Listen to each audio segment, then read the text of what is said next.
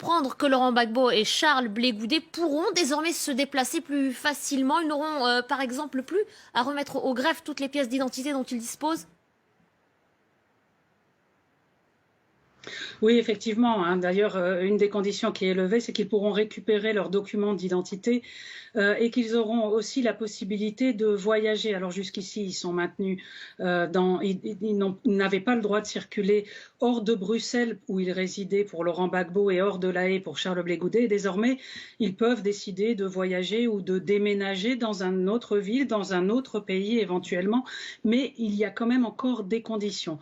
Et ces conditions, c'est d'abord que s'ils veulent se déplacer dans un autre pays, il faut que ce pays compte parmi les 123 États qui sont membres de la Cour pénale internationale.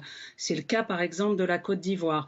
Et puis, il faudra aussi qu'ils en fassent la demande, hein, qu'ils en fassent la demande au greffe de la Cour, qui lui-même ira demander à l'État en question s'il accepte de les recevoir. Donc il y a encore cette procédure-là qui fait qu'ils ne peuvent pas demain matin prendre leur voiture et partir voyager tout autour de l'Europe ou ailleurs. Mais les conditions sont largement allégées, hein, parce qu'il y avait jusqu'à aujourd'hui une autre...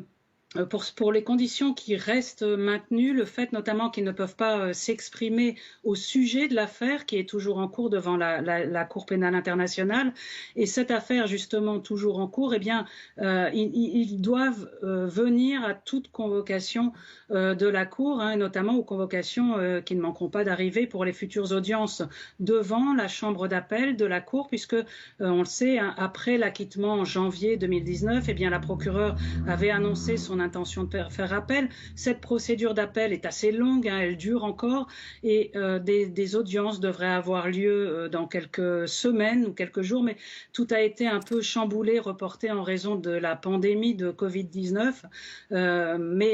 Donc les deux acquittés, hein, devront se présenter à la Cour à chaque fois qu'ils seront convoqués. Voilà en gros, hein, pour le contenu de la décision qui a été rendue aujourd'hui par la Chambre d'appel de la Cour. Et un grand merci à vous Stéphanie pour toutes ces précisions. Stéphanie Mauport, direct depuis La Haye. On en vient maintenant